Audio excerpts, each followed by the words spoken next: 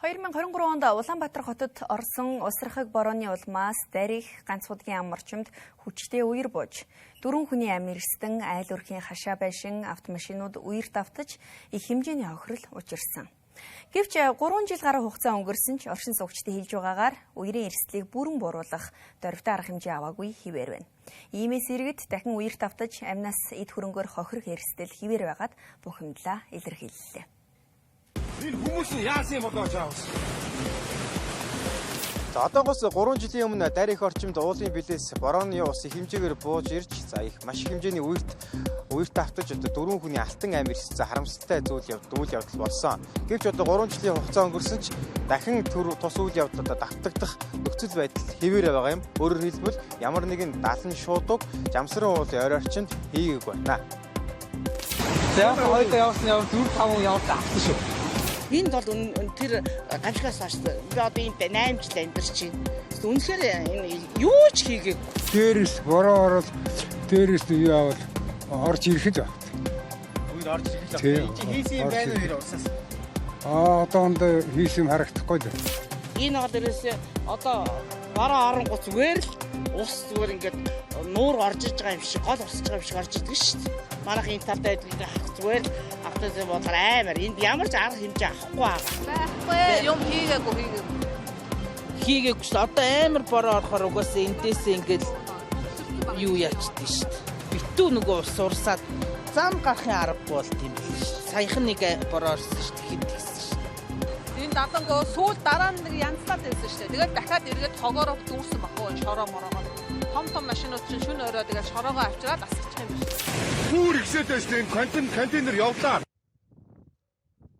Энэ талаар холбогдох албаныхнаас тодруулахад тус хэсгийн үерийн хамгаалтын байгууламжийг сэргээн засварлах, мөн дээд хэсэгт нь шаталсан байдлаар 3 ус хуримтлах сан байгуулах зураг төслийг боловсруулан тодорхой ажлуудыг хэрэгжүүлсэн гэж тайлбарлаж байна.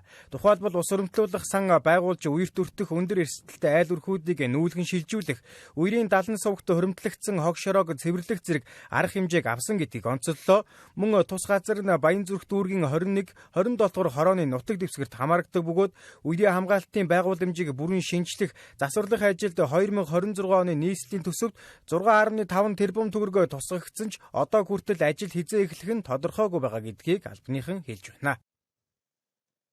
Дарих жамсрын уулын үертэй холбоотойгоор манай байгууллагаас одоо тухайн жил нь нийслэлийн онцгой байдлын газар болон нийслэлийн засаг даргын хамгаалалт газар Улаанбаатар хотын захирагчийн ажлын албатай хамтраад газар чөлөөлтийн ажлыг бол нэлээд сайн хийж гүйцэтгсэн. Мөн яг тэр үер болсон ам жалах сайрт зөвшөөрлөгөө одоо газар үүсгэж яг энэ уулын ам одоо ус урсах хэсгийн дарцсан байсан. Энийг бол чөлөөлөх ажлыг бол 100% гүйцэтгсэн.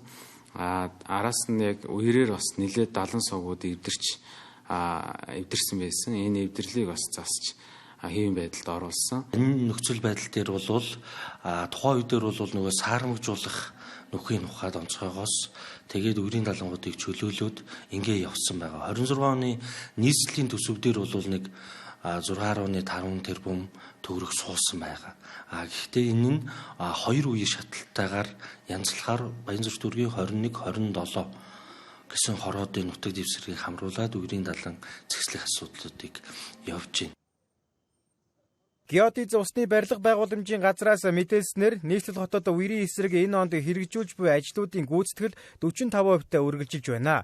Зөвхөн дарих ганц удаагийн ам орчин бус нийслэлийн хэмжээнд үерийн эрсдэлтэй бүсэд 1000 гаруй айл өрх байна гэдгийг мэдээллээ. Эдгээр айл өрхүүд нь үерийн ам сувг шуудуу ус зайлуулах байгууламжийн ойролцоо байрладаг бөгөөд хүчтэй усрахыг борооны үед эрсдэлт өртөх магадлал өндөр хэвээр байгааг мэргэжилтүүд анхааруулж байна. Мөн дарих орчмын оршин суугчдын зүгээс үерийн хамгаалтын ажлыг бодит үр дүнтэй шуурхай хэрэгжүүлэх шаардлагатай байгааг онцолж байна. Иймд мэргэжлийн байгууллагууд болон төр засгийн зүгээс үерийн эрсдлийг бууруулах цогц арга хэмжээг эрчимжүүлж, иргэдийн аймнаас эд хөрөнгийг хамгаалах ажлыг бодит үр дүнд хүргэх шаардлага тулгарч байгаа юм а.